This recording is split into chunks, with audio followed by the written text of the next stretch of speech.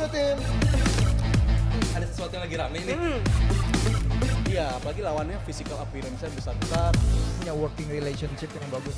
Lu harus kasih dia kesempatan lagi. Di atas kertas lo semuanya harusnya menang. Ada bahasan yang paling ditunggu-tunggu.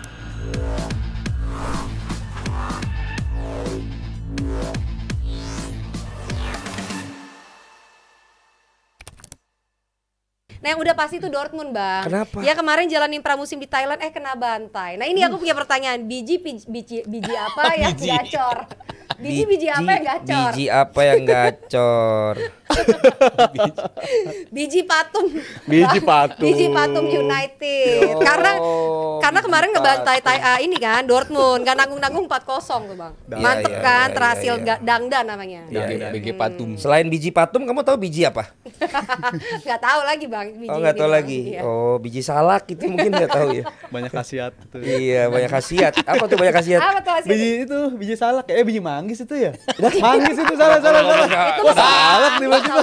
Salah. Iya, kulit manggis. Bijinya gua nggak tahu. Ketukar. Kenapa Lanjut. jadi lu ngomongnya ini? Salah. Kok biji sih? Tapi lu perhatiin nggak? Biji lu masih sejajar nggak? Bang, masa ada yang sejajar? Gak mungkin ada yang sejajar loh, Bang. Hah? Gak mungkin ada yang sejajar. Jadi dia gimana posisinya? Pasti ada naik turunnya. Oh, lu lebih yang kiri apa yang kanan yang naik? Udah lah, Bang.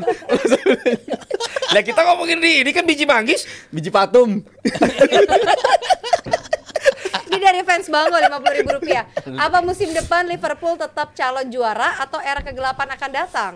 Bang Valen aja lah ini.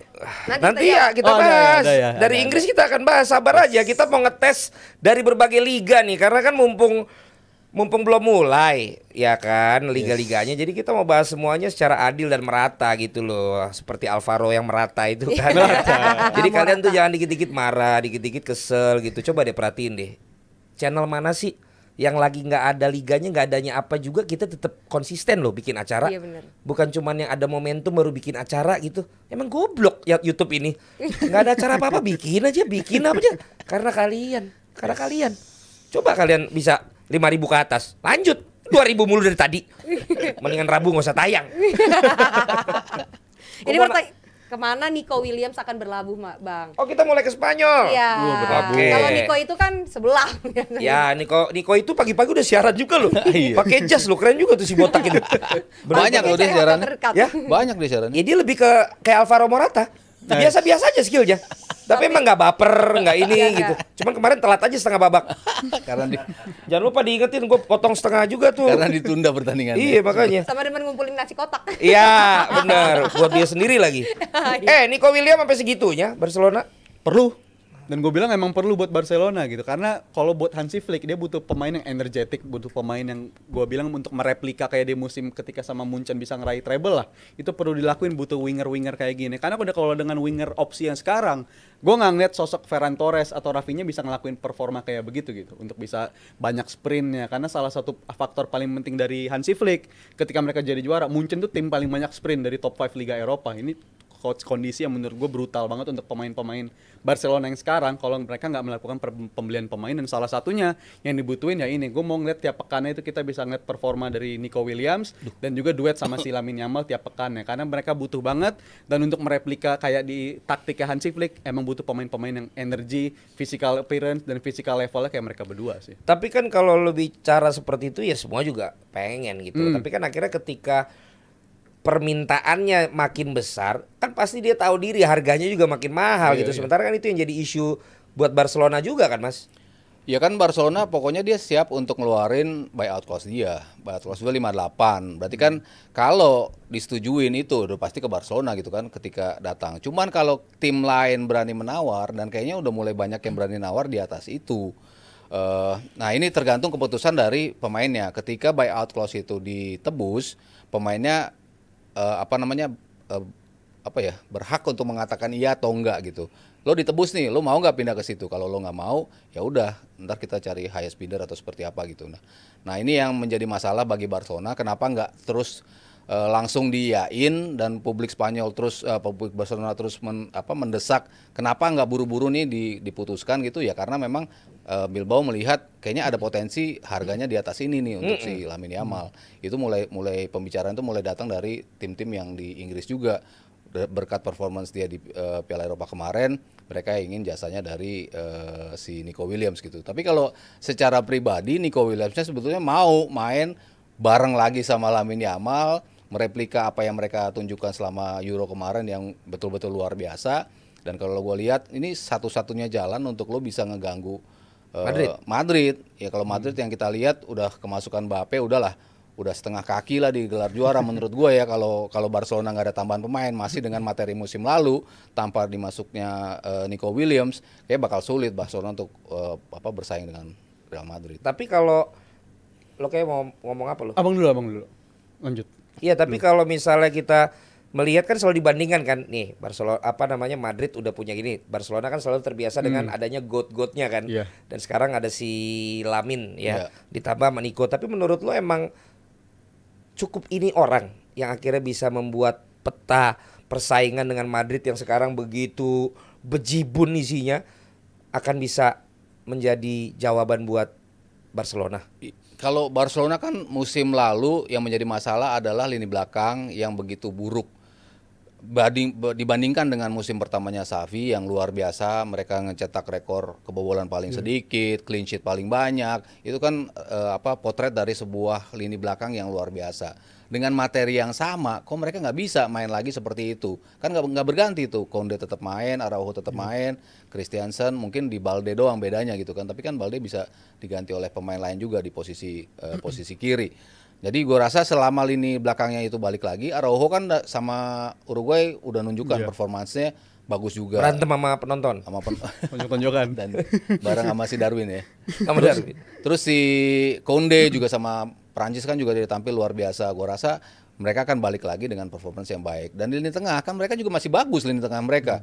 Masih ada Fermin Lopez, masih ada Gavi yang udah siap bermain, Frenkie de Jong kalau nggak dijual masih ada di situ, masih punya Gundogan. Gue rasa lini tengah Tapi mereka. si Flick sambil titip pesan Olmo juga mau dia. Iya, Dani Olmo untuk nambah di depannya emang kan kalau nggak Nico Williams, Olmo bisa di posisi itu. Dan ternyata Olmo kan bisa juga menjadi pemain tengah. Kalau misalnya si Frenkie de Jong cabut, nah dia punya si Gundogan dan juga si Dani Olmo di posisi itu. Jadi gue rasa apa yang dikhawatirkan untuk lini belakang dan tengah kan sebetulnya tidak terlalu bermasalah dari segi materi. Tapi kalau di depan, ya memang itu menjadi masalah ketika lo cuman punya Rafinha di sisi kiri, lo cuma punya Ferran Torres di situ, di kanannya ada Lamine Yamal memang, tapi kan nggak ada pemain lain yang bisa seimbang dengan dia untuk mengakomodir Lewandowski di lini depan. Siapa yang bisa memberikan umpan-umpan, siapa yang bisa menarik back-back seperti Yamal dan juga Nico Williams kita tampil di Euro. Nah itu yang jelas akan impact-nya sebesar itu menurut gua. Tapi berapa harga yang menurut kalian maksimal Barcelona bisa untuk mendapatkan dia? Gue rasa 50 sih good deal kalau bagi Barcelona karena tapi harus 58. Close-nya Karena- aja, iya. buyout close aja 58. Nggak, maksud gue kan Apakah- bisa jadi ada yang nawar lebih lagi. Iya, tapi 58 itu si presiden mereka Joan Laporta udah bilang, we have the money untuk beli dia. Untuk nebus. Untuk nebus dan untuk mengusahakan Dani Olmo yang diinginkan oleh Hansi Flick. Jadi memang target utamanya adalah dua pemain ini. Tapi yang pasti adalah Nico Williams dengan 58 itu udah pasti duitnya ada untuk nebus. Tapi kalau ada yang nawar 75 misalnya, yang menentukan akhirnya dia kemana klubnya kan, bukan Nico Williams ya kan? Si Nico Williams ya karena kan buyout clause itu Release ketebus clause. dulu. Nah lo harus mengiyakan mau nggak ke Barcelona atau nggak. Kalau lo nggak mau, oke kita cari si highest biddernya tadi. Jadi dia yang akhirnya mengiyakan. Iya. Nah misalnya ada 75 dari Chelsea katanya kan mau juga. Itu berarti kalau dia bilang nggak mau, dia berhak untuk bilang nggak mau. Berhak. Karena yang dinembus pertama kan Barcelona. Jadi dia harus nentuin dulu lo mau ke Barcelona apa enggak gitu. Sementara dia hatinya udah pengen main bareng Lamine Yamal di situ. Iya, dan ini pernah kejadian juga beberapa kali ke Barcelona, bahkan paling dekat musim lalu mungkin ya, kayak Jules Koundé udah deal sama Chelsea, tapi kalau Koundé-nya maunya ke Barcelona ya deal-dealnya mau nggak mau kayak gitu. Kayak Rafinha juga deal sebenarnya sama Chelsea tapi akhirnya maunya ke Barcelona ya. Pada akhirnya kayak begitu kan akhirnya kondisinya. Dan juga gua rasa penting juga selain pendatangan pemain, Barcelona harus nendang beberapa pemain yang gua rasa udah nggak layak lagi loh untuk berlanjut sama Barcelona di musim depan. Salah satunya Frenkie de Jong sih, gue harus jujur ini pemain yang gue makin bingung makin hari. Apakah tawaran apa sih yang bisa ditawarkan di lini tengah Barca gitu? Apakah dia cuma sebagai progresor bola? Apakah dia sebagai shielding di bagi back-backnya di lini tengah? Apakah dia cuma sekedar passing switching doang? Karena makin tiap musim makin menurun dan juga jumlah main dia ini udah terganggu banget sama efek cederanya itu. Dia injury prone dan menurut gua kalau Barcelona punya tawaran at least 50 juta untuk Frankie De Jong, dia menurut gue salah satu pemain yang harus ditendang sih karena nggak Liverpool cocok bagus juga. nggak dia di Liverpool? Kalau untuk intensitas menurut gue kurang sih bang. Kalau untuk main intensitas dia menurut gue bagus hanya dalam satu dimensi, yaitu megang bola. Itu pun juga beberapa kali masih kurang juga. Beberapa kali situasi Barca itu masih suka bola diantrin segala macam. Padahal dia punya kontribusi passing yang bagus. Jadi gue rasa salah satu pemain yang penting untuk disingkirkan di eranya Flick yaitu Frankie De Jong. Dan gue sendiri sampai sekarang juga masih belum yakin Flick orang yang tepat buat Barcelona sejujurnya. Kalau 2 dimensi kayak gimana? Bisa nyerang kayak Rodri lah. Rodri tuh cocok banget itu, bisa kondisi Maksimal berapa pertahanan. dimensi? Wah bang, banyak banget kali bang ya. Gue nggak terlalu bisa capable untuk jawab kayaknya. Ya, soalnya tadi kan lo ngomong kalau cuman De Jong cuma 1 dimensi, yang bisa 2 dimensi Rodri. yang bisa 3 dimensi siapa? Kayaknya Rodri si elit itu. Sampai 3 kayak belum ada. Masa apalagi nyerang sama bertahan masa lebih Itu lagi. kalau Bang. ngomong ngeluarin satu pendapat baru, lu pikirin. 1 dimensi dan 2 dimensi bang. Dimensi 2 dimensi udah lengkap. Jadinya. Cuma 2 gitu buat apa? Satu arah dua arah gitu. Iya bisa 2 bikin 1.0, 2.0, 3.0 sampai akhirnya 4.0. Lu cuman 1 dimensi sama 2 dimensi. Itu sih kayak ya udahlah gitu.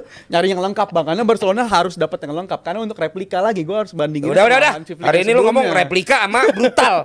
Brutal baru sekali. Apa udah 2 kali? Udah 2 kali tadi lu ngomong begitu. Ada sesuatu yang lagi rame nih. Iya, apalagi lawannya physical appearance-nya besar-besar. Punya working relationship yang bagus. Lu harus kasih dia kesempatan lagi. Di atas kertas lo semuanya harusnya menang. Ada bahasan yang paling ditunggu-tunggu.